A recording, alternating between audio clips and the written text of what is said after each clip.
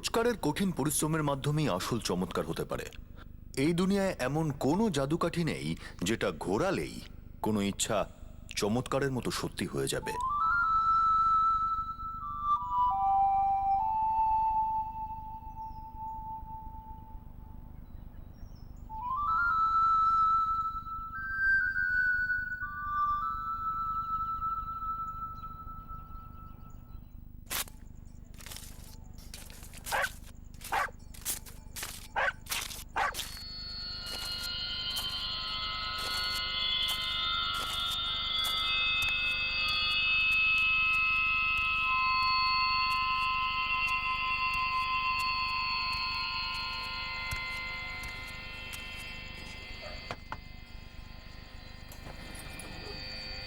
কি হয়েছে?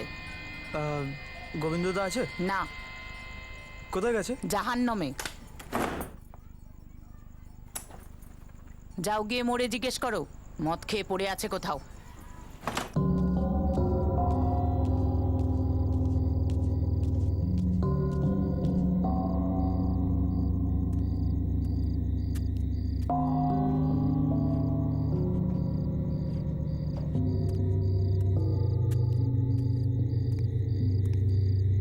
গোবিন্দদা আছে?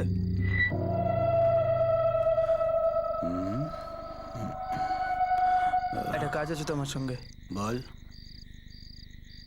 আমার আমার একটা লাশ চাই। লাশ? হ্যাঁ, লাশ। মানে কাউকে মার্ডার করতে হবে? কারোর 12টা বাজাতে হবে? যেভাবেই হোক আমার একটা লাশ নিয়ে দরকার। যেভাবে হোক মানে যে কোনো কাউকে? হ্যাঁ, শুধু লাশ চাই। কেন চাই লাশ? আরে তুই কে ঠিক করে বল। মানে কাউকে মার্ডার করতে হবে, কারোর মারতে হবে কাউকে?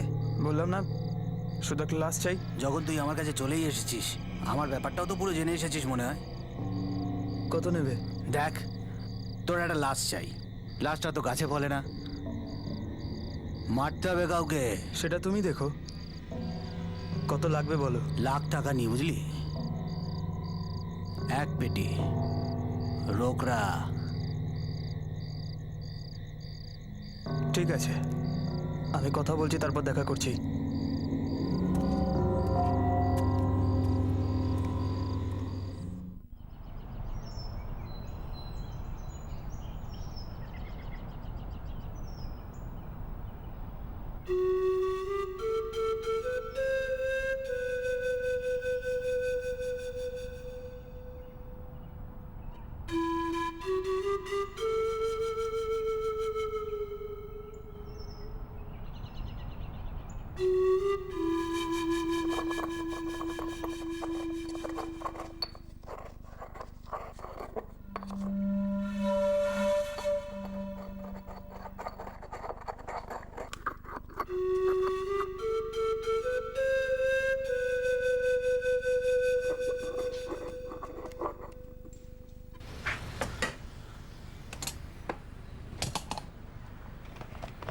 আরে একটু কম তো করুন বিজয়দা, একটু ডিসকাউন্ট ফিসকাউন্ট তো দিন।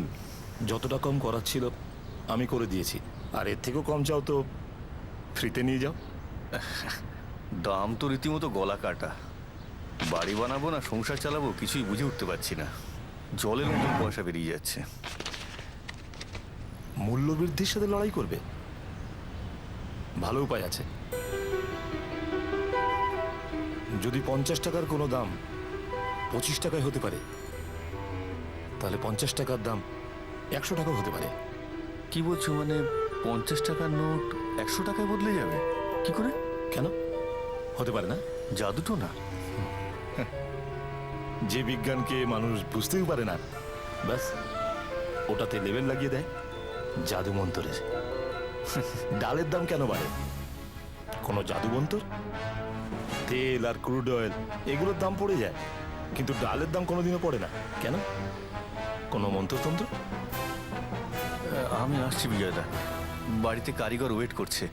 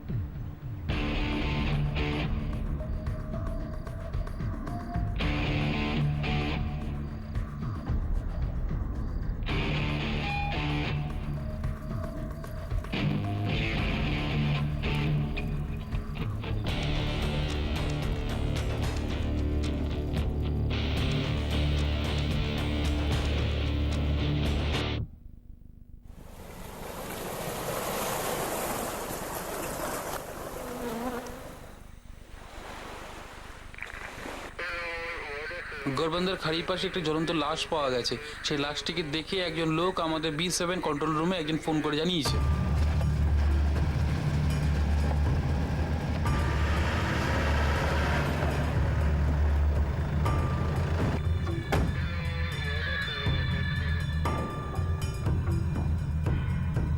স্যার আমি আপনাকে ফোন করেছিলাম। প্রতিদিন সকালের মতন আজকেও আমি খাড়িতে এসেছি। ওই যে আমার বোট আছে না, ওই ডিজেল চেক করার জন্যে। তখন আমি এই লাশটা দেখি।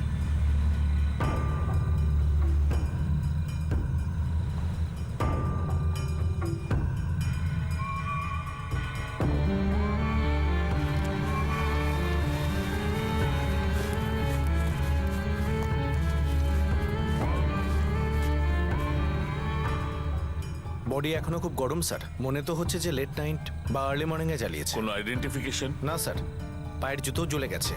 মেল বডি মনে হচ্ছে। কিছু পেলে? এখনো অবধি তো নয়। যত চালাকির সঙ্গে বডিটা জ্বালানো হয়েছে, মনে হচ্ছে না খুব সহজে চোখে কিছু ধরা পড়বে। সার্চটা চলুক। আগে হ্যাঁ, ডেফিনেটলি এটা একটা মেল বডি। আমি টিস্যুটা প্রিজার্ভ করতে পারি ডিএনএ টেস্টিং এর জন্য, বাট এই কন্ডিশনে আগে কি হবে সেটা বলা মুশকিল।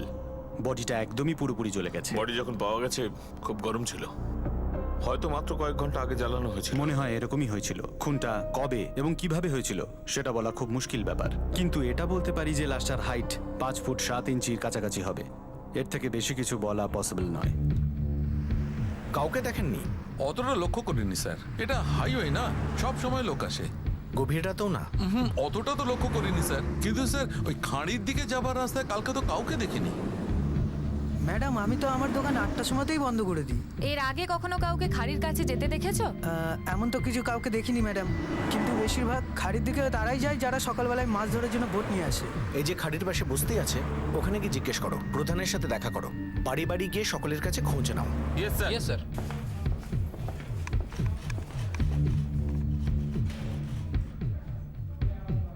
সব পুলিশ স্টেশনে মেসেজ পাঠাও, যতগুলো মিসিং কমপ্লেন হয়েছে সবগুলো যেন স্ক্যান করে। 5 ফুট 7 ইঞ্চি মেল। 2-1 দিনের মধ্যে ফরেনসিক থেকে ভিকটিমের আসল বয়স জানা যাবে। এখনো পর্যন্ত আমাদের কাছে যা ইনফরমেশন আছে সেটা বেস করে ইনভেস্টিগেশন শুরু করো। Right sir.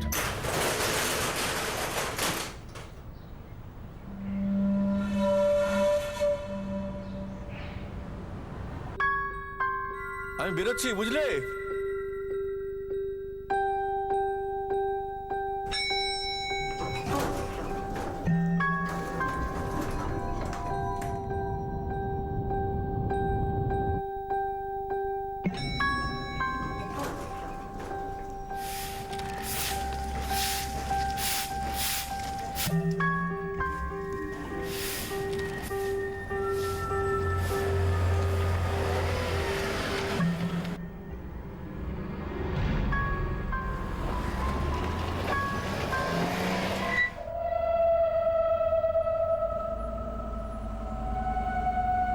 ইন্সপেক্টর আমি ফরেনসিক ল্যাব থেকে আর্জেন্ট বেসিসে টিস্যুগুলোকে অ্যানালাইসিস করিয়েছি। ভিকটিমের বয়স 50 থেকে 55-র মধ্যে। আমাদের ইনভেস্টিগেশন এগোতে একটু সাহায্য হবে। ভিকটিমের বয়স 50 থেকে 55-র মধ্যে। মিসিং কমপ্লেনের মধ্যে মধ্যবয়স্ক লোকদের খোঁজ করো, বিশেষ করে যাদের হাইট 5 ফুট 6 ইঞ্চি থেকে 5 ফুট 9-এর মধ্যে। আগে স্যার ভিকটিমের ইনফরমেশন এক্ষুনি পেলাম আপনাদের থানা থেকে। আসলে আমাদের এখানে একটা মিসিং কমপ্লেন আছে। 51 বছরের একটা পুরুষ মানুষ যে 7ই অক্টোবর থেকে নিখোঁজ। স্যার ওর নাম বিজয় রাঠোর, দহিসারে থাকে। ওখানে ওর একটা হার্ডওয়্যারের দোকান আছে।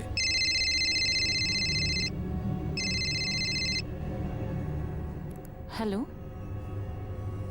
আগে, হ্যাঁ আমি গীতা রাঠোর বলছি। আপনি কে? কি?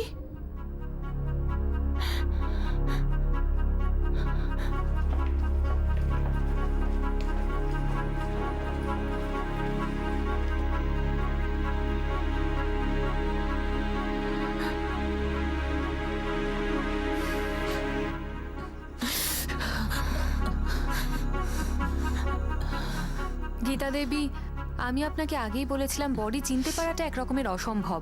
কিন্তু আপনি কি করে বলতে পারেন যে এ আমারই স্বামীর লাশ? আর পুরো পৃথিবীতে আমার বাবা একাই আছে নাকি, যার বয়স 51 বছর, যার হাইট 5-7 আছে? নমিতা বাবু, তোমার বাবা আর আপনার স্বামী বিজয় রাঠোর 6 অক্টোবর থেকে নিখোঁজ রয়েছেন, আর এই লাশটা আমরা 7ই অক্টোবর পাই। মানে দুটো ডিটেলস ম্যাচ করে যাচ্ছে। হ্যাঁ, আমরা জোর দিয়ে এটা বলতে পারি না যে এই লাশটা বিজয় রাঠোরের, কিন্তু পসিবিলিটিস আছে। জ্বালানো লাশ থেকে যতটুকু আমরা ডিটেলস পেয়েছি সেটা বিজয় রাঠোরের ডেসক্রিপশন অনুযায়ী মিলছে। আমরা লাশের ডিএনএ টেস্ট করাবো, তবেই আমরা 100% শিওর হব যে ওই লাশটা ওনার নাকি অন্য কারুর। নমিতা, তার জন্য আমাদের তোমার স্যাম্পলের দরকার পড়বে। খুব স্বাভাবিকভাবেই লাশটা এমনভাবে জ্বালানো হয়েছিল যাতে চিনতে না পারা যায়, কিন্তু প্রায়শই খুনিরা এটা বুঝতে পারে না বা হয়তো জানে না যে ছাইও প্রমাণ দিয়ে থাকে। যে লাশটা পাওয়া গিয়েছিল সেটা বিজয় রাঠোরেরই ছিল, আর সেটা 100% প্রমাণও হলো।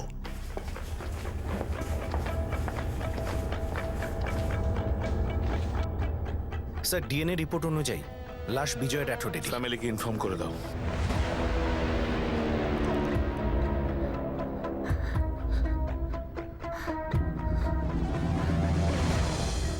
স্যার, যে টিম বিজয় রাঠোরের মিসিং কেস দেখছিল ওদের কাছে ওর কল রেকর্ডস আছে, অনেক নাম্বার পাওয়া গেছে, ওদের সাথে কথাও হয়েছে। নতুন করে প্রত্যেকটা নাম্বার স্ক্যান করো, সবার সঙ্গে কথা বলো। হতে পারে কেউ মিথ্যে বলছে, আমাদের জানতে হবে যে কে এবং কেন।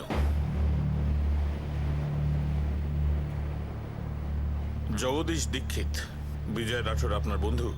হ্যাঁ হ্যাঁ, ওই একই লাইনে কাজ করি আমি, হার্ডওয়্যার। যেদিন থেকে বিজয় উধাও আমি খুব টেনশনে ছিলাম, আর তারপরে ব্যাড নিউজ। কি মনে হচ্ছে মিসিং হলো কেন? এভাবে মারলো কেন কেউ ওকে? জানি না স্যার, বিজয়কে নিয়ে কারো কোনো সমস্যা ছিল এরকম আমার জানা নেই। কারোর সঙ্গে কোনো শত্রুতা ছিল, ঝগড়া, মন কষাকষি? না, খুব নর্মাল লাইফ ছিল। আমি তো বুঝতেই পারছি না যে ওকে কেন মারবে, কি জন্য মারবে, আর তাও এরকম ভয়ঙ্করভাবে পুরো বডি জ্বালিয়ে দিয়েছে।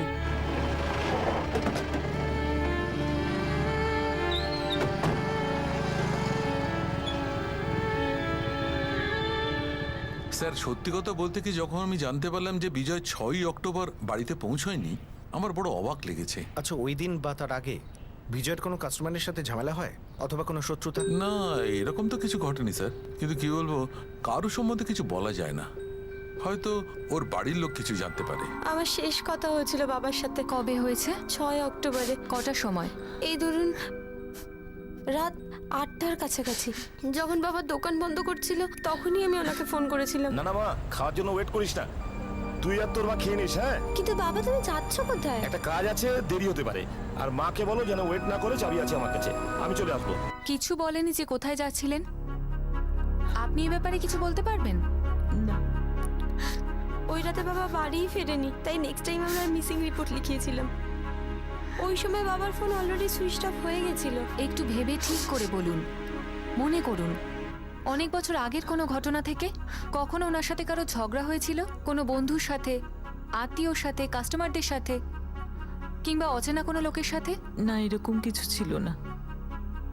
কিন্তু যদি এরকম কিছু হয়েও থাকে, উনি আমাকে বলেননি, তো সেটা আমি বলতে পারবো না। গীতা দেবী, তুষার গোয়েল লোকটাকে? তুষার গোয়েল? আমি এই নাম আগে কখনো শুনিনি। বিজয় রাঠোরকে কিভাবে চেনো? আমার বাবার রেস্টুরেন্ট আছে, যেটা আমিও সামলাই। আর রেস্টুরেন্টে যদি কোনো হার্ডওয়্যারের রিকোয়ারমেন্ট থাকে তো সেটা ওনার দোকান থেকেই আসে। খুব ইন্টারেস্টিং মানুষ ছিলেন। ইন্টারেস্টিং কেন? কারণ ডেলিভারি দিতে উনি নিজেই আসতেন, আর সবসময় খুব ইন্টারেস্টিং কথাবার্তা বলতেন। আমিও না দোকানে মাঝে মাঝে যেতাম, প্রায় কথাবার্তা হতো। 6ই অক্টোবর তোমার সাথে কি কথা হয়েছিল? এই শুধু হাই হ্যালো, সেরকম কিছু না। বিজয় রাঠোরকে কে মারতে চাইবে আর কেন? সেটা আমি কি করে বলবো ম্যাডাম। খুব ভালো মানুষ ছিলেন উনি, একদম অন্য রকমের। প্রত্যেকবার অন্য অন্য টপিকে কথা বলতেন। একটা ওয়ার্ডে বললে উনি ইন্টারেস্টিং। ইন্টারেস্টিং? হ্যাঁ, কিছুটা তো ইন্টারেস্টিং ছিল, কিন্তু একটু অদ্ভুত ছিল। অদ্ভুত?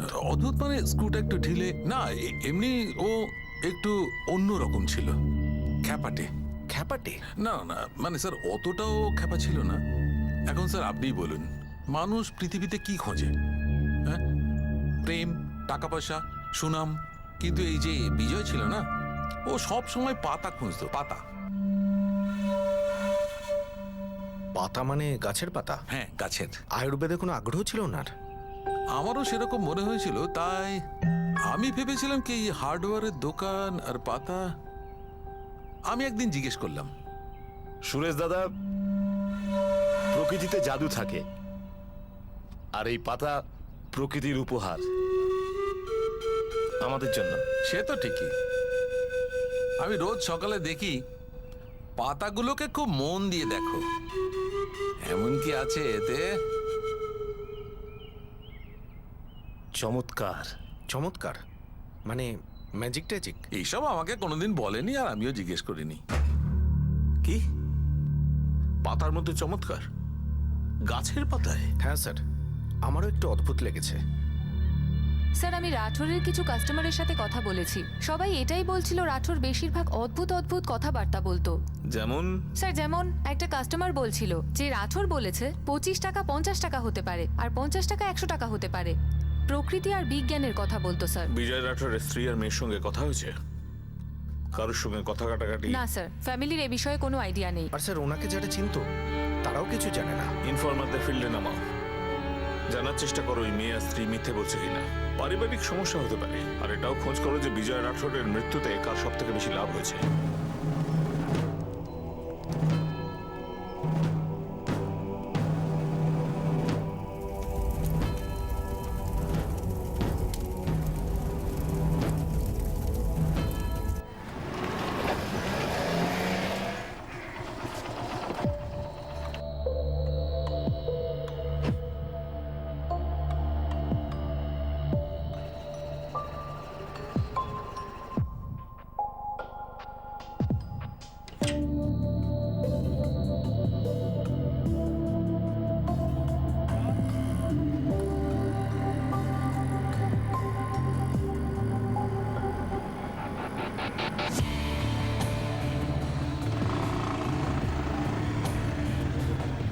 সালাম সাহেব। বল। এই জগদীশ দীক্ষিত যে আছে না, এর বিজয়ের বাড়িতে বেশ আসা যাওয়া দেখছি। বিজয়ের বাড়িতে কেন? আরে স্যার, ঘরের ভিতরে তো আর আমরা ছেলে ফিট করতে পারি না, আর ভিতরে কি কথা হচ্ছে সেগুলো তো ঘরের লোকেরাই জানবে।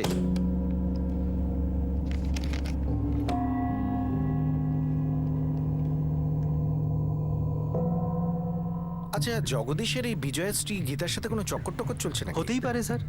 আর এই জগদীশ ওর বাড়িতে তখনই যায় যখন গীতা বাড়িতে একা থাকে আর নমিতা কলেজে যায়। নমিতার কোনো অ্যাফেয়ার ট্যাফেয়ার নেই ম্যাডাম কলেজে। 3 দিন ফুল টাইম নজর রেখেছি আমি ওর উপর। কলেজের পরে কারোর সাথে দেখা করতো? না ম্যাডাম, ওর 2-3টা বন্ধু আছে, ওর সাথেই থাকে ও। আমি আমার এক্সপার্টদের দিয়ে খবর নিয়েছি, ওর কোনো ঝামেলা নেই।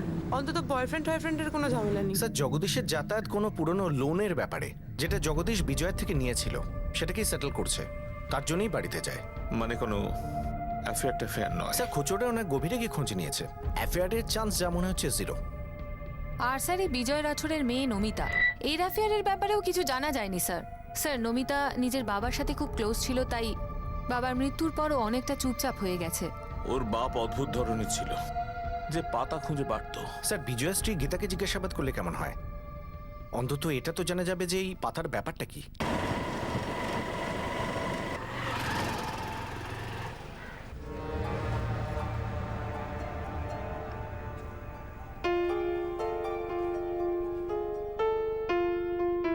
আসলে ওর ইন্টারেস্ট বিভিন্ন জিনিসেই ছিল, কিন্তু সেটাও নিজের মধ্যেই রাখতো।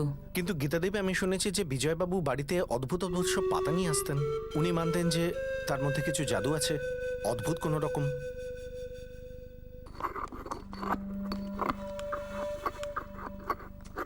ও আমাকে এরকম কিছু কখনোই বলেনি, কিন্তু হ্যাঁ, রোজ সকালে ও কিছু পাতা বাটাবাটি করতো। কিছু মানুষকে উনি এটাও বলতেন যে উনি টাকার মূল্য বাড়াতে পারবেন, মানে 50 টাকাকে 100 টাকা। ও আমাকে এরকম কিছু কখনোই বলেনি, কিন্তু হ্যাঁ, ও আমাকে অনেক কিছু বলতো।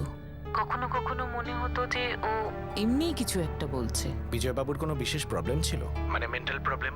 না, লাইফে কোনো টেনশন, টাকা পয়সা নিয়ে কিছু, বা অ্যাফেয়ার ট্যাফেয়ার কিছু? এরকম কিছুই ছিল না।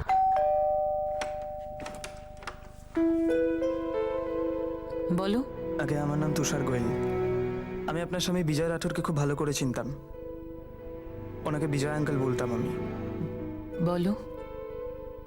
আমি ভেতরে আসতে পারি?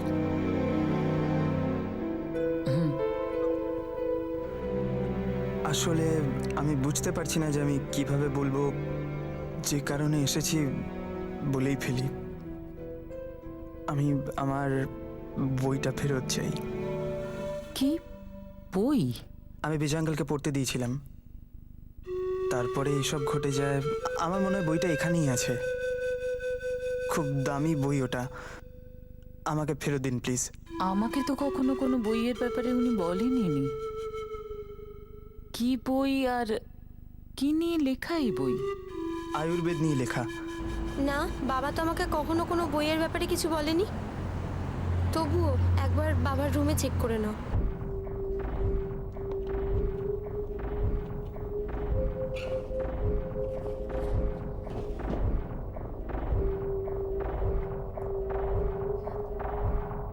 আন্টি অন্য কোনো রুমে আছে কি? না, যদি এখানে না হয় তাহলে আর কোথাও থাকবে না। দোকানে? দোকান সম্পর্কে আমি কিচ্ছু জানি না। আন্টি আমরা প্লিজ একবার দোকানে গিয়ে চেক করতে পারি? আমার বলতে খুব খারাপ লাগছে, কিন্তু ওই বইটা শুধু খুব দামিই নয়, ওটা আউট অফ পাবলিকেশনও। খুব সহজে ওটা পাওয়া যায় না, আসলে পাওয়াই যায় না। প্লিজ একবার দোকানে চলুন।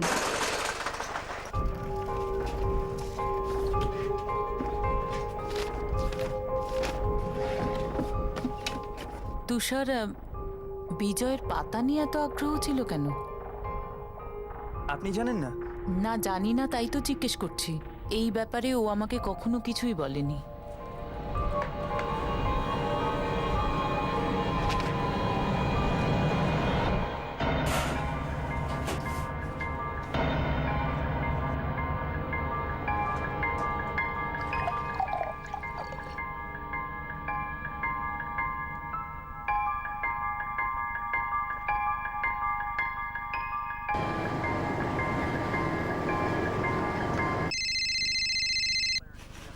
হ্যাঁ লালু বল, ভালো খবর কিছু শোনা। একটা 19-20 খবর আছে, কিন্তু আমার কাছে তো বলা, তাই না? হ্যাঁ তো বল না। স্যার, আমাদের হর্ষিতা বার আছে না, কাল রাতে আমি ওখানে বেরোছিলাম একজন হিস্ট্রি শিটারের সাথে, গোবিন্দ কদম। আরে, যাকে লাস্ট টাইম ভেতরে ঢুকিয়েছিলে। গোবিন্দ কদম? হ্যাঁ, ওই বেটা। হ্যাঁ, ওই বেটা এখনো বেলে বাইরে আছে। আসলে স্যার, ও না একটা অদ্ভুত কথা বলেছে। আসলে গোবিন্দ এখন অনেক খারাপ সময় চলছে। 3-4 সপ্তাহ হয়ে গেল এই বিজয় রাটারের মার্ডারের, কিন্তু এখনো কোনো টিপি পেল না পুলিশকে দেওয়ার মতো। কোনো সুপারি কিলারের খবর না কিছু, না অন্য কিছু। আরে এমনি মেরে ফেলেছে ওকে। এমনি মেরে ফেলেছে কি বলতে চাইছো? এমনি এমনি টাইম পাসের জন্য, নাকি কোনো সুপারি নেক্সট প্র্যাকটিসের জন্য? হ্যাঁ, আরে না না, এটারই মানে ওই লাস্টটার জন্যে। লাস্টটার জন্য? আমি কিছু বুঝলাম না ঠিক। আরে কিছুদিন আগে একটা পাবলিক এসেছিল, বললো ওর সাথে নাকি কাজ আছে। আমি বললাম বল। আরে কাউকে মেরে টপকাতে হবে কিনা বল। বললো যে কেউ হলে চলবে, ব্যাস ওর একটা লাশ দরকার। কি কি বলছো গোবিন্দদা? লাশের দরকার ছিল, কিন্তু সেটা কিসের জন্য? এটা তো ওই পাবলিকই বলতে পারবে। আমি আবার জিজ্ঞাসা করলাম কোনো বিশেষ মানুষকে মেরে টপকাতে হবে কিনা। হ্যাঁ হ্যাঁ, তারপর কি বললো? যাকে পারো মারো, যে কোনো কেউ চলবে, শুধু একটা লাশ দরকার। আর এই লাশটা কিনেছিল কে? আমি জিজ্ঞেস করেছিলাম গোবিন্দকে। ওরা দিন বলছিল যে পার্টি দিন এত খেয়েছিল যে কারোর নাম টাম জিজ্ঞেস করতেই ভুলে গেছে। বললো পরে সে নাকি লোকটাকেও দেখেনি আর। লালু একটা কাজ কর, এই গোবিন্দকে এক্ষুনি থানায় নিয়ে আয়। সাহেব, সাহেব, সাহেব, এটা ভুল হচ্ছে সাহেব, এটা ভুল হচ্ছে। আরে ওটা তো আমি লালু খোচরকে প্রাইভেটে বলে ফেলেছিলাম যে একটা খদ্দের এমন পেয়েছিলাম, ও আপনাকে সেটা বলে দিল, আর আপনি আমার ব্যান্ড বাজাচ্ছেন। আরে এই নাট্যকার, সোজাসুজি বলে দে, কেন টপকালি বিজয় রাঠোরকে? বল। কি বলছেন আপনি সাহেব? যদি আমি সত্যি এটা করে থাকতাম, তাহলে কি আমি লালু খোচরকে গাধার কথাটা বলতাম?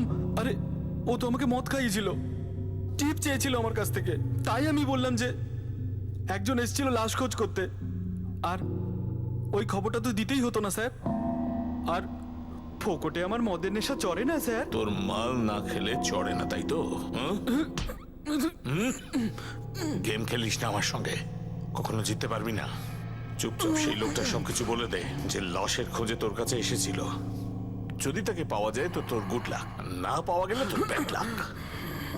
অমিত, স্কেচ আর্টিস্টকে ডাকো। সাহেব, সাহেব এটা ভুল হচ্ছে কিন্তু।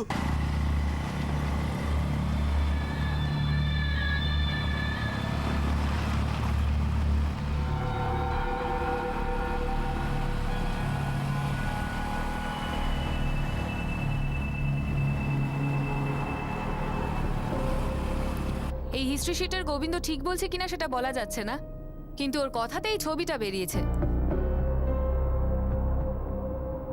একটা কাজ করো, ছড়িয়ে পড়ো আর খোঁজ লাগাও এরকম কোনো লোক আছে কি নেই। স্যার পুরো ডিস্ট্রিক্ট থানার পাশাপাশি পুরো মুম্বাইয়ে সাসপেক্টেড স্কেচ পাঠিয়ে দিয়েছি। আর তুষার গোয়েল, পেছনে লোক লেগে গেছে স্যার। এই কেসটা সত্যি খুব অদ্ভুত। একটা হার্ডওয়্যারের দোকান চালানো লোক পাতা ইন্টারেস্ট দেখায়। আর এই বইয়ের কথা কি বলছিল তুষার? স্যার আমি তো কিছুই বুঝতে পারছি না।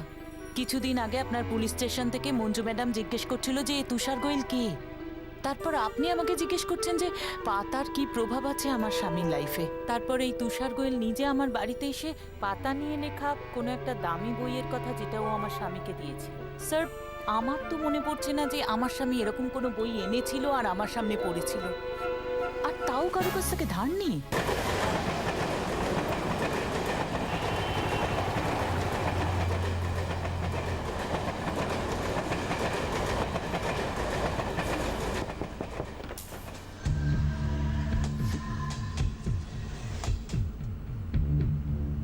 বাবা মঙ্গলধরী তান্ত্রিক? হ্যাঁ স্যার, গত 8 ঘন্টা ধরে তুষার গোয়েল এই তান্ত্রিক বাবার ঘরে রয়েছে। এই তুষার নামের বইটা খোলো, এক একটা পাতার ডিটেলস চাই আমার, তারপর এক্সাম নেব। জাদুর পাতা, তান্ত্রিক বাবা, মনে হচ্ছে কোনো ঝাড়ফুঁকের মামলা হবে।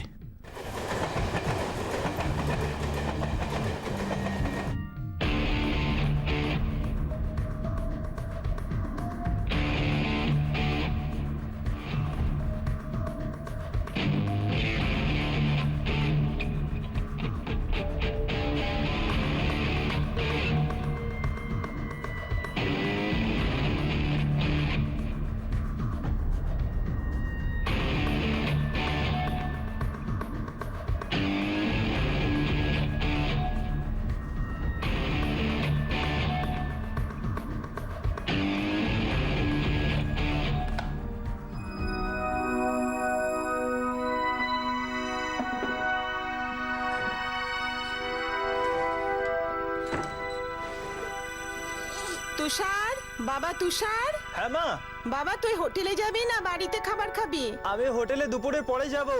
খাবার খাবো কিন্তু একটু পরে, ওই 2টোর কাছাকাছি।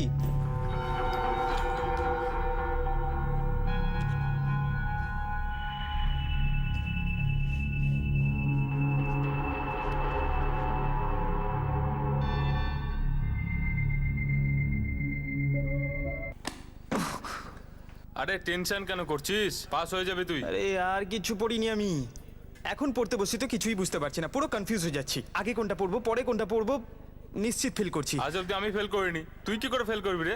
আরে তুই তো তাও পড়াশোনা করিস। তোর জন্য আমার এই অবস্থা আজ। কখনো মুভিতে চল, কখনো ম্যাচ দেখতে চল, এখানে ওখানে পড়াশোনায় ফোকাস করতেই দিসনি তুই আমায়। আরে ভাই তুই বোর করিস না আমাকে, আর নিজের ফ্রাস্ট্রেশন আমার উপর কেন বার করছিস তুই? আর তুই তো দুধের শিশু না যে আমার কথা শুনে চলবি। তোর কথা শুনেই আমার এই অবস্থা হয়েছে আজ, সিরিয়াসলি। হ্যাঁ, তুই আমার কথা শুনে ফেসেছিস। তাহলে চল একটা সলিউশন বলছি তোকে। কিরকম সলিউশন? বাবা চিত্তানন্দ, আরে টপ বাবা, ও ফালতু ফ্রড না, রিয়েল ভবিষ্যৎ জানে ও। ও তান্ত্রিক সায়েন্সে এমএসসি করেছে, তোর সমস্ত প্রবলেম এমনি সলভ করে দেবে ও। আবে যাবে, এখানে আমার অবস্থা খারাপ হচ্ছে, তুই জাদু টানা গল্প দিচ্ছিস? আরে ভুলভাল বলছি না রে, রিয়েল এটা। আরে আমাকে দেখ না, আমি কি আজ অব্দি কখনো ফেল করেছি? না। আরে মার্কস আর মজা আর মজা। কি করে? কপি করে? না, এটা গ্রহচক্রে বাবা। আমি তো বলছি তুই একবার স্টাডি করে নে এই সাবজেক্টের ওপর, তুই বুঝতেও পেরে যাবি।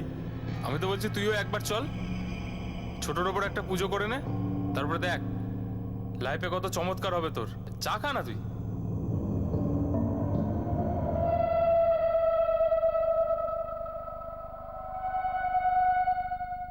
বুঝতেই পারছি না। আরো খোঁজ। স্যার খুঁজেই তো যাচ্ছি সেই দিকে। স্যার এটাই ভালো হবে যে আপনি সামনে থেকে জিজ্ঞাসা করুন, তুলে নিন ওকে। ঠিক আছে তুলে নেব, কিন্তু তুই আগে এটা খোঁজ কর।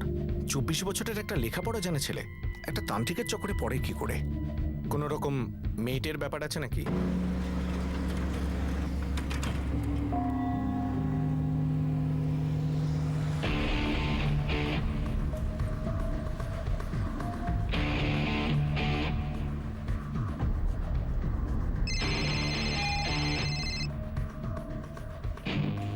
বল মুকেশ।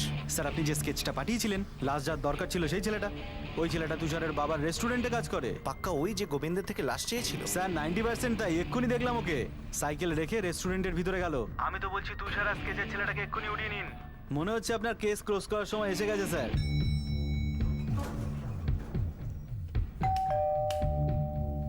কি হয়েছে স্যার? কি করেছি আমি স্যার? কি হয়েছে স্যার? ও কি করেছে? কি শুধুমাত্র ওই নয়, আপনার ছেলে তুষারকেও সাথে নিয়েছে। কোন ব্যাপারে স্যার? চল। স্যার স্যার আমি কি করেছি স্যার? স্যার বলুন তো একটু প্লিজ, ব্যাপারটা কি? আরে আমারও তো জানা দরকার।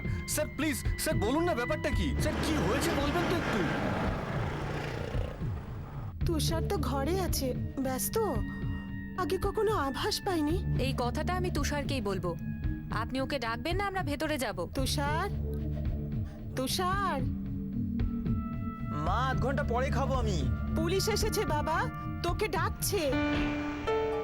তুষার, আমি এসআই মঞ্জু ভোসলে, আমাদের আগেও দেখা হয়েছে। আরে আরে স্যার, আমাকে ধরে নিয়ে আসলেন কেন? স্যার এই ছিল সেই গাধাটা যার লাশ দরকার ছিল।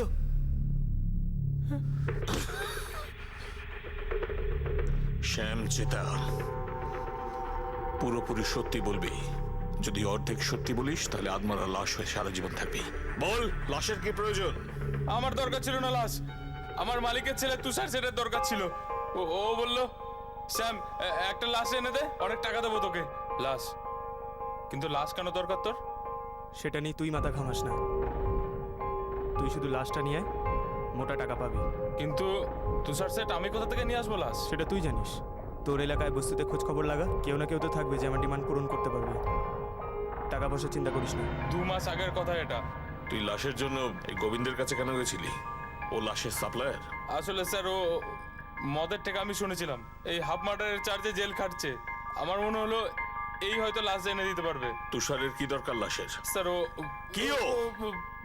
স্যার ও কখনো বলেইনি আমাকে। তুষার স্যার তন্ত্র মন্ত্রতে খুব বিশ্বাস করতো, অনেকগুলো বাবাজির কাছেও যেত। আর তোর টাকায় খুব বিশ্বাস। ও বললো লাশ চাই আর তুই মুন্ডু নাড়িয়ে দিলি। লাশ কি লাড্ডু প্যাড়া যে কিনে এনে দিবি? পুলিশের কাছে যাসনি কেন? স্যার, তুষারকে ওর বাড়ি থেকে উঠিয়ে নেওয়া হয়েছে। ওর বাড়িতে অনেক তন্ত্রমন্ত্রের বইও পাওয়া গেছে। এইসব মানে আমরা জানতামই না যে আমাদের ছেলে এইসব পড়তো। এই কোথা থেকে আসলো এসব বই? জাদুবিদ্যা অনেকদিন ধরেই আপনাদের একমাত্র ছেলে ভণ্ড ফেরেববাজ তান্ত্রিক বাবাদের সঙ্গে ওঠা বসা ছিল। হতে পারে ও কোনো ম্যাজিক দণ্ড পেয়ে গেছে। এটা কিভাবে সম্ভব? আমরা তো আগে কখনো কোনো আভাস পাইনি। আমরা তো ভাবতাম ছেলে ঘরে দরজা বন্ধ করে পড়াশোনা করছে। তো কোনো পূজা পাঠ তন্ত্রমন্ত্রের জন্য তুই মারলি বিজয় রাঠোরকে। এই জাদুকর, জাদু ধরা পড়ে গেছে। এখন সত্যি কথাটা বল, তুই নিজেই মেরেছিস বিজয় রাঠোরকে যাতে লাশের জন্য পয়সা বেঁচে যায়, পকেটে লাশ মিলে যায় জাদু টোনা তন্ত্রমন্ত্রের জন্য? নমস্কার আঙ্কেল। আরে তুষার নমস্কার, চলে আয়। এই আপনার অসত্য পাতা। এইবার সত্যি সত্যি বলুন, এটাই ব্যবহার করবেন তো? এই গাছের না, অন্য গাছের। তাহলে কোন গাছের পাতা? আজকে তো বলেই ফেলুন। এখন এক্সপেরিমেন্ট চলছে, এভাবে কিভাবে তোকে ফর্মুলা বলে দিই? আর পুরোটা হয়ে গেলেও তোকে কেন বা বলবো? আমার পরিশ্রম তো জলে চলে যাবে। হ্যাঁ, আমাকে তো বলতেই পারেন আঙ্কেল। আমি আপনার মতন প্রাকৃতিক শক্তিকে বিশ্বাস করি আঙ্কেল। আমি আপনাকে খুব সম্মান করি, নিজের ছেলে মনে করে বলুন না আমাকে। না রে, আমি এরকম মিষ্টি কথায় ভুলতে পারি না। ধৈর্য ধর, আমার এক্সপেরিমেন্ট পুরো হয়ে যাক, আমার ফর্মুলা লক করে দিই, তারপর আমার এই ফর্মুলা পেটেন্ট করাবো, কপিরাইট করাবো। তারপর বুক ফুলিয়ে গর্বের সঙ্গে এই কথাই আমি সবাইকে জানাতে চাই যে কিছু কিছু পাতায় জাদুর শক্তি থাকে, সে চমৎকার করতে পারে। তো আমি তো এখন থেকেই মানছি না। আপনি বললে আমি আমার রক্ত দিয়ে লিখে দিচ্ছি, আমি কাউকে বলবো না। না রে, আমি কাউকে কোনোদিন বলবো না। ওটা কিসের এক্সপেরিমেন্ট ছিল? কোন জিনিসের ফর্মুলা তৈরি হচ্ছিল? সোনা বানানোর। বিশেষ ধরনের পাতা দিয়ে সোনা বানানোর। বিশেষ ধরনের পাতা থেকে সোনা বানানোর ফর্মুলা? ওনার কাছে সোনা বানানোর ফর্মুলা ছিল স্যার, আমার সঙ্গে শেয়ারই করছিলেন না। আমি ওনার সঙ্গে অনেক ডিটেল শেয়ার করি তন্ত্রের। তখন উনি বলেননি যে না আমি তোমার ইনফরমেশন চাই না, কিন্তু যখন ওনার সময় এলো ফর্মুলা শেয়ার করার তখন দিতে নারাজ। তোর সামনে বানিয়েছিল সোনা কোনো বিশেষ ধরনের পাতা বেটে? সামনে বানাইনি, কিন্তু উনি বলছিলেন যে ওনার এক্সপেরিমেন্ট চালু করেছেন আর ফর্মুলা পেয়ে গেছিলেন উনি। আমার সঙ্গে শেয়ারই করছিলেন না। তো তুই পাতা থেকে সোনা বানানোর ফর্মুলার জন্য বিজয় রাঠোরকে খুন করলি? হ্যাঁ, তো আমি ব্যস্ত হয়ে গেছিলাম স্যার। আমি অনেক জ্ঞান অর্জন করেছিলাম ওই বইগুলো থেকে। এখন আমার আসল পাওয়ার দরকার ছিল। কিসের পাওয়ার? লাশের বন্দোবস্ত তো হয়ে যাবে, কিন্তু গোবিন্দ পুরো 1 লাখ টাকা চাইছে দু সপ্তাহ। আর আমার কোনো লাশের দরকার নেই, লাশ আছে আমার কাছে। কোথায় পেলে লাশ? পাওয়া যায়নি, মারতে হবে। লোকটা বেঁচে আছে এখনো। আর তুই শুধু এই কাজটার 5,000 টাকাই পাবি না, পুরো টাকা পাবি, যেটা গোবিন্দ চাইছিল, পুরো 1 লাখ। কি? আরে আছে একজন, তোকে দেখা করাবো একদিন। তুই শুধু ওকে মেরে ফেলবি। দেখো দু সপ্তাহ আগে যখন জিজ্ঞেস করেছিলাম তখন বলনি, কিন্তু এখন বলতে হবে। কেন মারতে চাইছো লোকটাকে? কি জন্য লাশ চাই তোমার? পাওয়ারের জন্য। আমাকে তান্ত্রিক বাবা বলেছে একটা পাওয়ারফুল লোককে খুন করে তার দেহটাকে ইউজ করলে তার সব পাওয়ার তোর মধ্যে চলে আসবে। পাওয়ার? এটা কেমন পাওয়ার? কি হয় এই পাওয়ার দিয়ে? সোনা তৈরি হয় পাতা দিয়ে। সোনা। আমরা সোনা বানাবো পাতা দিয়ে? বিজয় আঙ্কাল, কবে থেকে আপনার সঙ্গে কথা বলতে চাইছিলাম। আজকে একটা খুব ভালো জিনিস শিখেছি আমি, আপনাকে ডেমনস্ট্রেশন দেখাতে চাই। কিরকম ডেমনস্ট্রেশন? কিছু তো বল। এভাবে নয়, আপনি সোনা বানাতে পারেন আর আমি কি বানাতে পারি সেটাই দেখাবো আপনাকে। চমকে যাবেন আপনি আমার চমৎকার দেখে। চমৎকার শুধু আপনার মনোপলি নয়, না কোনো কপিরাইট আপনার জাদুর। তাই নাকি? হ্যাঁ ঠিক তাই। দেখা করি? কখন আর কটার সময়?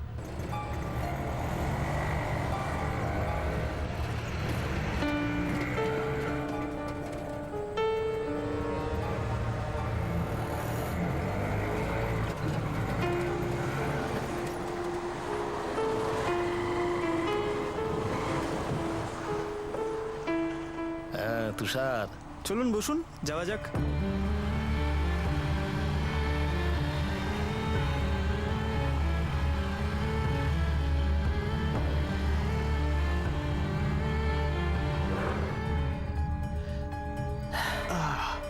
আচ্ছা তো এখানেই ডেমনস্ট্রেশন করবি তুই? হ্যাঁ। আচ্ছা তুই এখন কি বানাতে চাইছিস সেটা তো বল।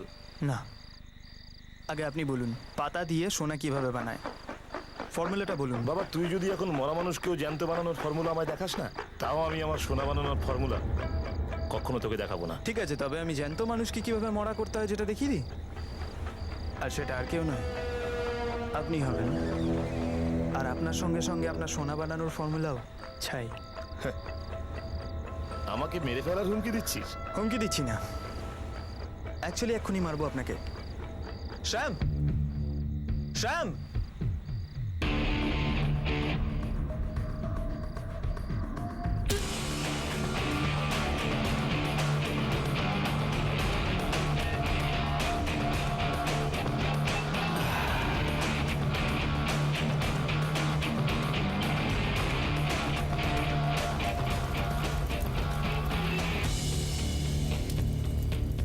আমরা ওই লাঠির টুকরোটা যেটা দিয়ে বিজয় আঙ্কেলকে মেরেছিলাম সেটা দূরে ফেলে দিই, খাড়িতে। যে দামি বইটা খোঁজার জন্য তুই অ্যাক্টিং করছিলিস, সেটা পাতা থেকে সোনা বানানোর ফর্মুলা। তোর মনে হয়েছিল বিজয় রাঠোর সেটা লিখে রেখেছে বাড়িতে কিংবা দোকানে। তুই বিএসসি গ্রাজুয়েট, 21 শতাব্দীর 24 বছরের ইয়ং ম্যান। আচ্ছা তুই এটা ভাবলি কি করে যে পাতা থেকে সোনা বানানোর কোনো ফর্মুলা হতে পারে? স্যার বিজয় আঙ্কেল অনেক পড়াশোনা জানতো, পোস্ট গ্র্যাজুয়েট। উনি অনেক বছর ধরে স্টাডি করছিলেন। উনি আমার সামনে অনেক ধরনের পাতা কালেক্ট করতেন, আর যেটা এখনো পৃথিবীতে প্রমাণ হয়নি এমনটা নয় যে সেটা বিজ্ঞান হতে পারে না।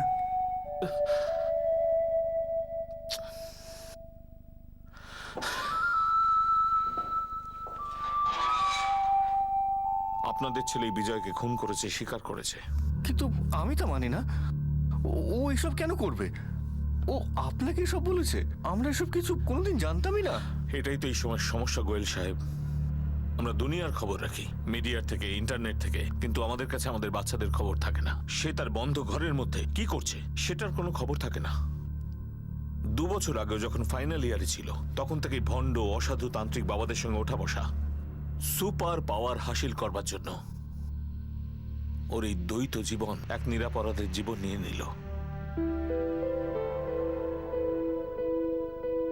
গীতা দেবী, নমিতা, বিজয়বাবু কি সত্যি সিরিয়াসলি এই ধরনের এক্সপেরিমেন্ট করছিলেন? আমার তো এমনি মনে হতো। কখনো বলতো যে এই মাস থেকে আর দোকান করো না, সমস্ত কৌটো নিজে থেকেই ভরে যাবে। আমারও সবসময় ব্যাপারটা মজাই লাগতো। আমরাও শুনেছি যে বিজয়বাবু কখনো কখনো এইরকম কথা বলতেন। আর এই ছেলেটা তুষার, যে ওনার পাতা থেকে সোনা বানানোর ব্যাপারটা শুনেছিল, আর তাই বিজয়বাবুকে মেরে দিলেন।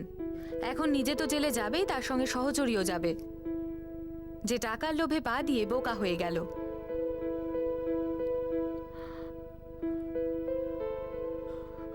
তুষার গোয়েল আর শ্যাম জগতাপকে আইপিসি 302 ধারা অনুযায়ী খুনের জন্য, 201 ধারা অনুযায়ী প্রমাণ লোপাট করার জন্য আর 34 নম্বর ধারায় একসঙ্গে ষড়যন্ত্র করার অভিযোগে গ্রেফতার করা হয়েছে। সেই সঙ্গে তুষার আর জগতাপের বিরুদ্ধে prevention and eradication of human sacrifice and other black magic প্র্যাকটিসের জন্য অভিযোগ দায়ের হয়েছে। তুষারের মা বাবা এটা মানতেও রাজি নন যে তুষার এরকম কোনো নিষ্ঠুর অন্যায় করতে পারে। আসলে কারো পক্ষেই এটা মেনে নেওয়া সম্ভব নয় যে একজন শিক্ষিত আজকের যুগের শহুরে ছেলে এরকম কাজ করতে পারে। কিন্তু দেশে বিদেশে এরকম ঘটনা ঘটেছে আর ঘটেও চলেছে। মিরাকল বা কোনো চমৎকারের লোভে লজিক আর বিবেকের সঙ্গে সঙ্গে মনুষ্যত্ব এক চুটকিতে গায়েব হয়ে যাচ্ছে। সম্পদের লোভ হোক বা কোনো মানুষের প্রেমের লোভ হোক, কারো কোনো ক্ষতি করার ইচ্ছে হোক, কোনো পরীক্ষায় পাশ করা হোক বা ছোট থেকে ছোট কোনো কাজ, জাদুর শর্টকাট নেবার লোকের অভাব নেই আমাদের এই পৃথিবীতে। আর এই শর্টকাটের রাস্তা দেখানোর ভণ্ডেরও কমতি নেই এই দুনিয়ায়। প্রত্যেকটা মানুষের জীবনের সব থেকে বড় চমৎকার হলো তার ভিতরে চেতনা, আত্মবিশ্বাস আর পরিশ্রম করার মানসিক দৃঢ়তা। আর এটাই একমাত্র শক্তি যেটা মানুষকে জীবনের সব চড়াই উতরাইয়ে সামনে থেকে লড়াই করার সাহস জুগিয়ে থাকে। এটা ছাড়া মানুষের কোনো রকম মায়াবী শক্তির কোনো প্রয়োজন নেই, কারণ তেমন কোনো শক্তি হয়ই না। For more updates, subscribe to our channel, click the show links and enjoy watching the videos.